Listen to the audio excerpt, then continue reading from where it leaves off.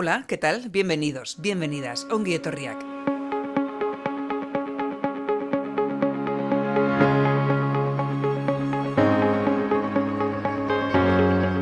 Canal podcast del Área para la Igualdad de las Mujeres de Salud Mental Euskadi, la Federación de Asociaciones Vascas que trabajan para defender la dignidad y los derechos de las personas afectadas por problemas de salud mental y sus familias. Somos Agifes de Guipúzcoa, Asafes de Álava, Abifes de Vizcaya y Asasam del Valle de Ayala. Y para este proyecto contamos con el apoyo de Emakunde y el Departamento de Igualdad, Justicia y Políticas Sociales del Gobierno vasco.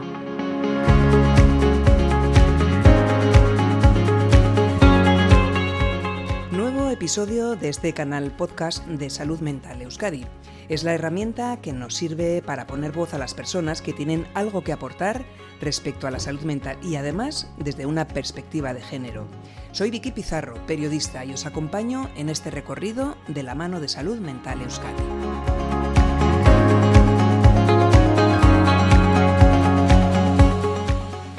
Para este episodio nos hemos venido hasta el Hospital de Santiago para mantener una charla con una persona referente en el plano de la salud mental, porque si soy sincera, y es posible que os pase lo mismo, yo me siento más tranquila cuando me enfrento a un ámbito complejo, como es el de la salud mental, con alguien que aporta conocimiento y experiencia. Ana González Pinto, muy buenas, bienvenida.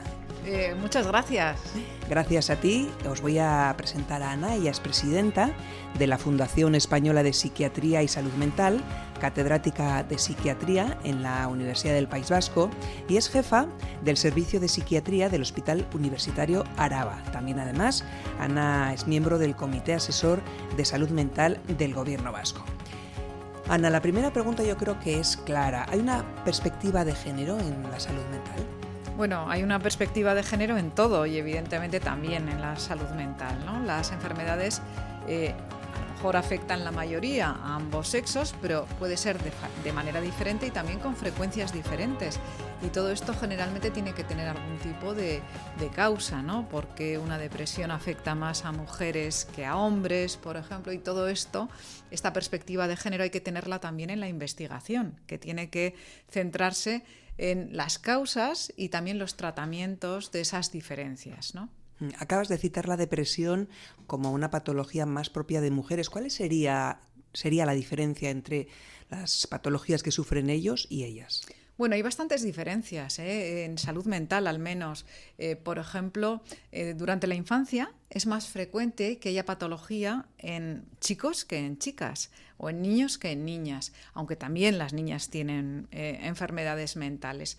En la medida que va apareciendo la pubertad, van de alguna manera igualándose las patologías entre chicos y chicas progresivamente. Por ejemplo, para que os hagáis una idea, la psicosis se dan más en varones que en mujeres y en las chicas suele tener una aparición un poquito más tardía.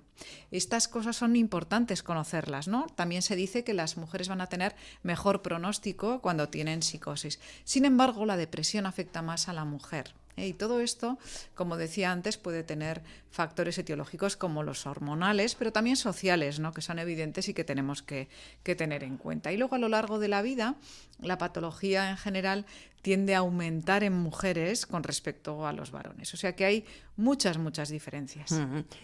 Ana, ¿crees que el hecho de ser mujer y padecer algún trastorno mental le hace ser más vulnerable a esa mujer? Bueno, evidentemente, a las mujeres y a los hombres también, ¿eh? El hecho de tener patologías de cualquier tipo, también físicas, te hacen más vulnerable. Las mentales, doblemente casi, porque de alguna manera la enfermedad mental afecta a nuestro organismo, ¿no? En principio al cerebro, aunque al final es a todo, ¿no? Porque somos una única cosa, el cerebro y mente, pero es que además el cerebro, la mente, es la relación nuestra con el entorno. Entonces, en el momento en que tenemos una enfermedad mental, se afecta también la relación con el entorno. Y esto tiene un impacto muy importante en las personas que padecen una enfermedad mental. Quiero que echemos un vistazo a los datos del estudio de salud mental Euskadi. La violencia por parte de pareja o expareja se multiplica por 2 o 4 veces cuando hay un problema de salud mental grave. Además, alrededor del 80% de las mujeres de este colectivo que han estado en pareja han sufrido violencia psicológica, física o sexual en algún momento de su vida adulta. Y esta investigación también indica que el 42% de mujeres con problemas de salud mental que están viviendo violencia en la pareja no la identifican como tal. Estos son datos muy duros, ¿no?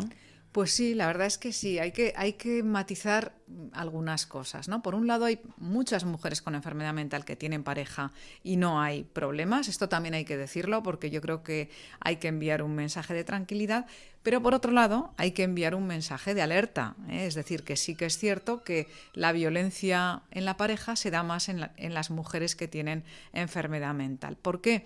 Hay varios factores. Es más frecuente también la violencia en estados de privación social y es más frecuente la deprivación social en personas con enfermedad mental. Entonces ya tenemos algunos factores que están influyendo en esta relación, ¿no?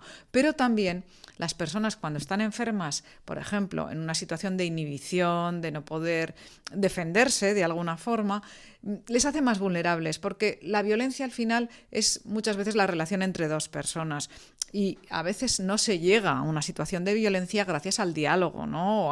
o al poner límites a una situación que te puede parecer intolerable y dices, bueno, pues tomo una decisión, me separo de esta persona o de este amigo o de lo que sea, ¿no? De la persona que está ejerciendo esa violencia. Sin embargo, si estás en una situación de inhibición, eso es más difícil de realizarlo. Y luego lo que comentabas de no darse cuenta también es posible, ¿no? Porque esa misma distorsión que puedes tener en un momento dado de pensar, de tener ideas de culpa, de pensar que las cosas te salen mal porque tú no estás poniendo todo de tu parte, por ejemplo, bueno, pues puede hacerte pensar lo mismo, ¿no? Bueno, esto me está ocurriendo por mi culpa y no porque es una situación injusta y no se puede tolerar, ¿no?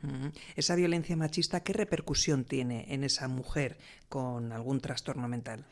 Bueno, pues de nuevo doble, ¿no? Porque cualquier violencia machista es un daño, una gran herida para cualquier persona, pero si una persona ya tenía una herida o un problema, una enfermedad mental, el hecho de que esa mujer reciba una violencia, ¿no? Un daño a su persona, ya sea físico o psicológico, pues va a hacer que sea más difícil para ella salir de la situación de enfermedad, ¿no? y recuperarse, que es al final lo que buscamos con los tratamientos, la recuperación completa de la persona. Uh-huh. Esa mujer que es víctima de violencia machista, ¿cómo puede superar esa posible falta de credibilidad que puede tener su relato? Bueno, yo creo que hay varias vías, ¿no? Una es la vía personal, que es yo creo que siempre decimos que es muy importante tener al menos una persona de referencia que te ayude cuando tienes una crisis, ¿no? Entonces, eso puede ser un familiar, un amigo, puede ser una asociación de familiares, ¿no? Como el caso de FEDEAFES o sus diferentes, ¿no? AGIFES, ASAFES, es decir, que tener referencias que te ayuden, puede ser un asistente social, es decir, puede cualquier persona en la que tú confíes y que de alguna manera pueda ponerle palabras a un relato que a lo mejor tú no lo puedes decir con suficiente detalle o con suficiente contundencia, ¿no? Y luego, por otro lado, está el mensaje social, ¿no? El mensaje social que hace que se crea a las personas que en un momento determinado dicen que tienen un problema, ¿no? Y si tienen una enfermedad mental, que no haya un estigma asociado a la enfermedad mental. Y eso se hace de otras formas, por ejemplo, a través de los periodistas, ¿no? A través de esto mismo que estamos haciendo en este momento, ¿no? De dar una buena información sobre lo que es la enfermedad mental, lo que es la violencia, lo que es el impacto, ¿no? de esa violencia.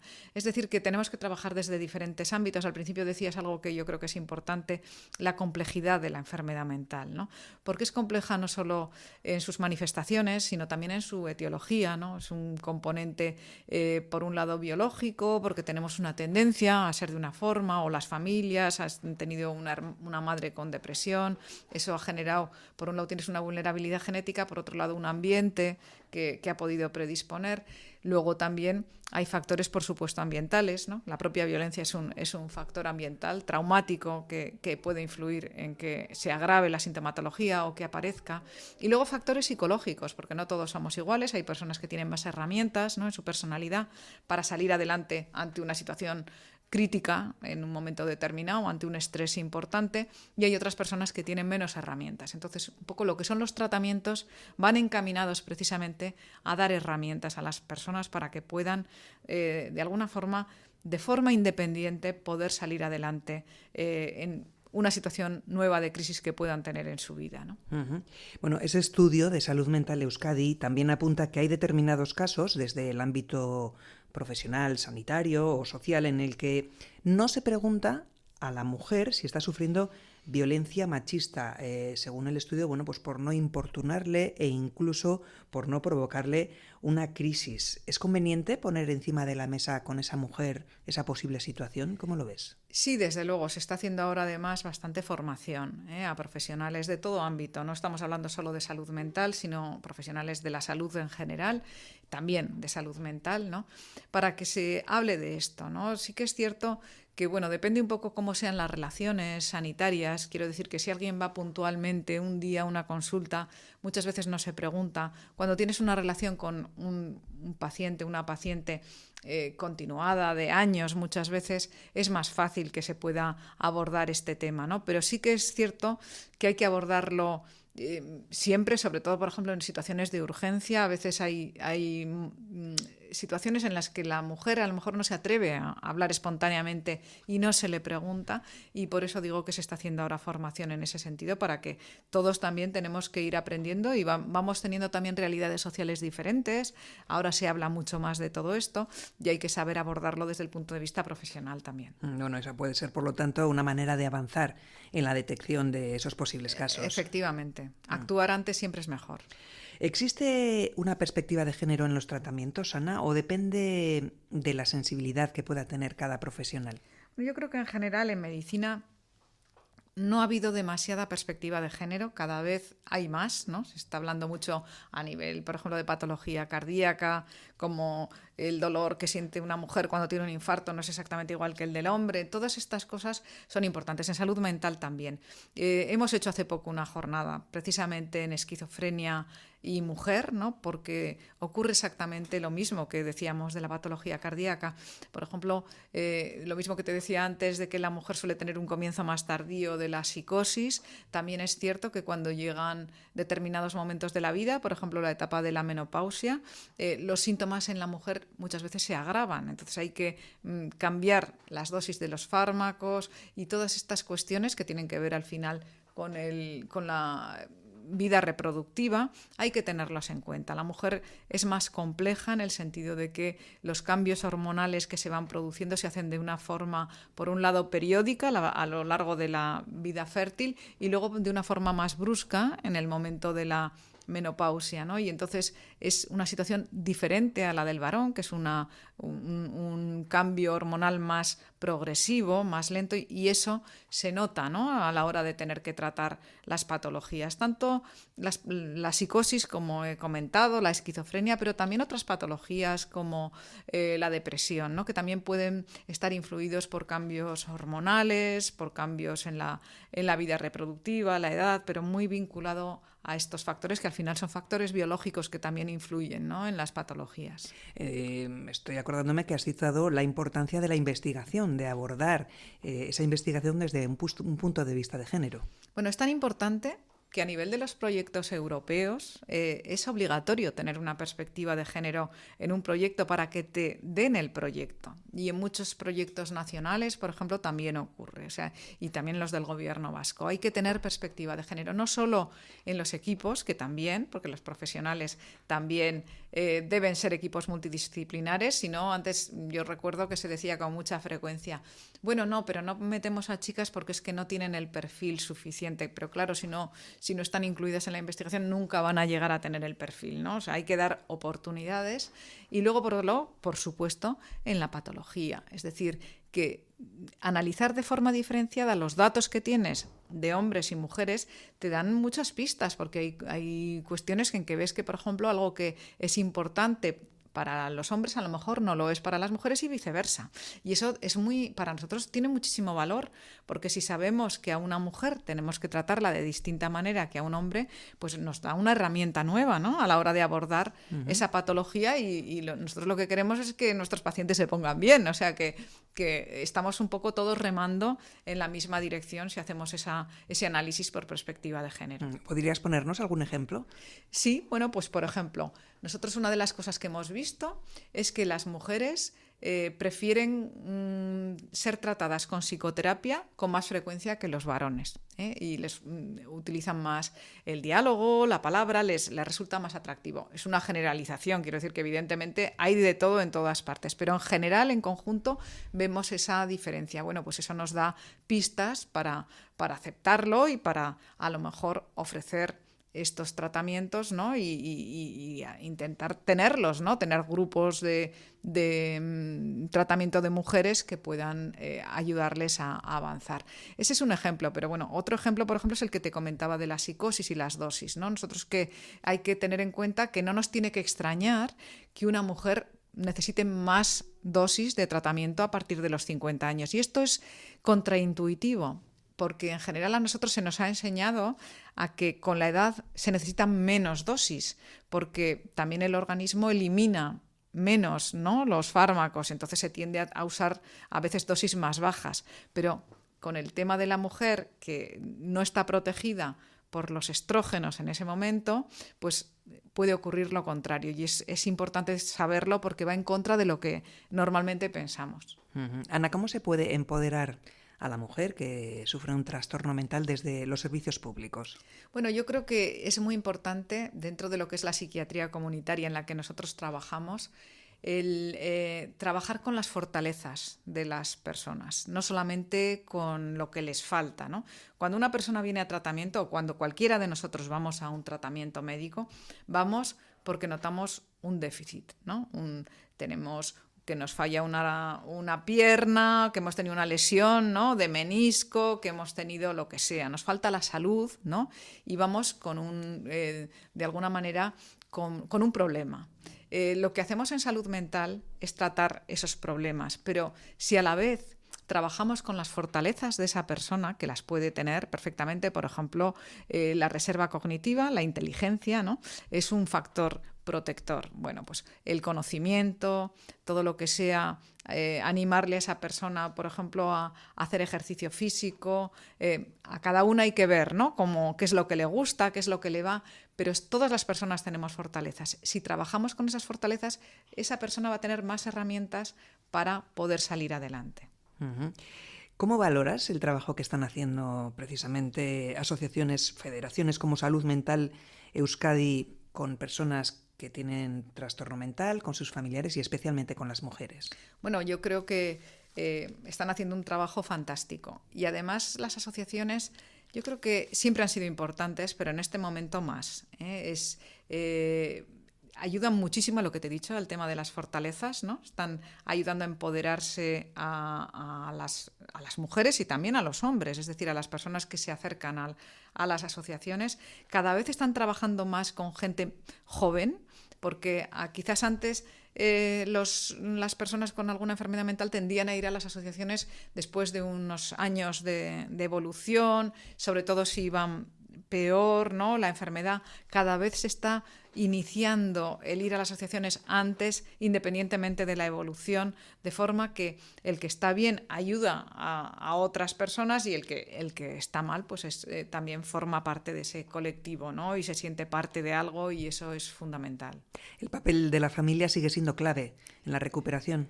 Es clave, y yo creo que en ese sentido tenemos suerte, ¿no?, porque estamos en una sociedad en la que la familia todavía está presente. Eso no pasa en todas partes, ¿no? El otro día estaba yo hablando con un investigador que él es extranjero, pero conoce bien nuestro país, y concretamente Euskadi. Ha estado en un hospital viendo a un familiar, y estaba asombrado, ¿no?, del papel que tienen las familias y también la sociedad, ¿no? Lo cariñosos que era lo cariñosos que eran el personal, ¿no?, los profesionales de las unidades de psiquiatría con los pacientes y las familias también, ¿no? Y no estaba acostumbrado a ver eso, él es holandés, no estaba acostumbrado a ver eso en Holanda. O sea que yo creo que nosotros tenemos un tesoro, ¿no?, en ese sentido, y otros tesoros también, porque a nivel social somos comunidades muy, muy sociales, agradables, ¿no?, aunque pensemos desde dentro que no tanto, pero realmente somos agradables y yo creo que es algo a potenciar. Uh-huh. Ana, nos falta cultura de salud mental.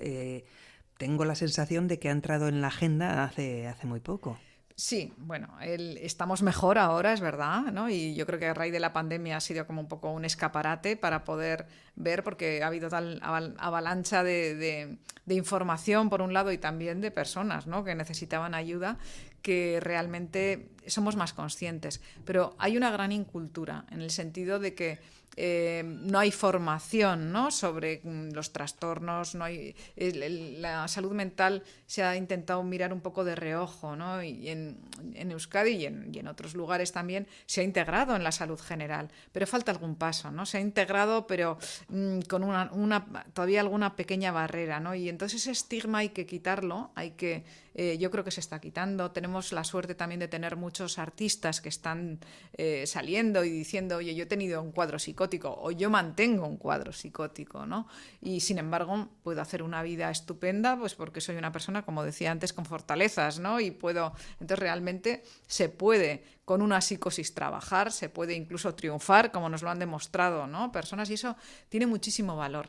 Y hay que educar, y de hecho se está haciendo, se está acudiendo a las escuelas para formar a los menores, y hay un cambio generacional, ¿eh? Los muchachos, los niños aceptan mejor la enfermedad mental. Es importante conocerla y luego también saber ponerle un límite, es decir, no porque alguien tenga malestar tiene una enfermedad mental. Es decir, que tampoco tenemos que pasarnos al otro lado, ¿no? Hay que ser capaz de aceptar y reconocer al que es distinto, pero por otro lado tampoco pensar que porque yo me encuentre ansiosa una temporada, porque pues eso significa que tengo un trastorno de ansiedad generalizado. No necesariamente. Podemos tener ansiedad porque la ansiedad, por ejemplo, es una defensa que tenemos para enfrentarnos a la adversidad.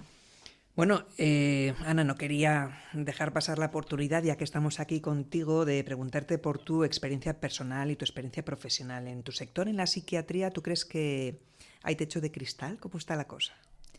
Bueno, realmente la psiquiatría no ha sido ajena a lo que ha sido todo, ¿no?, la sociedad, y evidentemente había un techo de cristal importantísimo. O sea, yo creo que yo no me puedo quejar, he tenido muchas oportunidades, pero sí que es cierto que no había mujeres y, por otro lado, no había espacio para que las mujeres entraran en puestos de relevancia. De hecho, yo, por ejemplo, has visto que he conseguido algunos puestos de relevancia, pero ha sido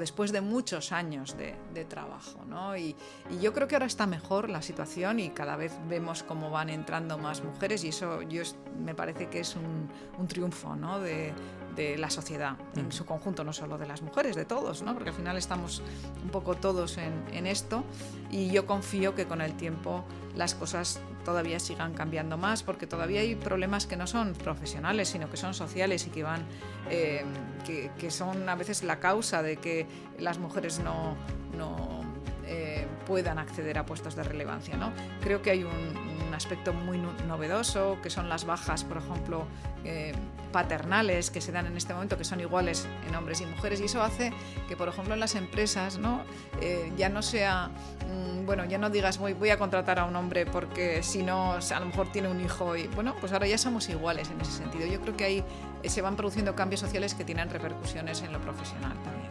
Vamos a ir finalizando esta charla y sí queríamos saber cuáles serían los retos de futuro en enfermedad mental. Bueno, con respecto al género, yo creo que habría que tener una perspectiva de género en los tratamientos. Esto es, y también en los diagnósticos, por supuesto, pero también en los tratamientos. Quizás a nivel individual va a depender más de cada profesional, pero hay cuestiones estructurales. El otro día lo hablábamos en el Consejo Asesor, ¿no?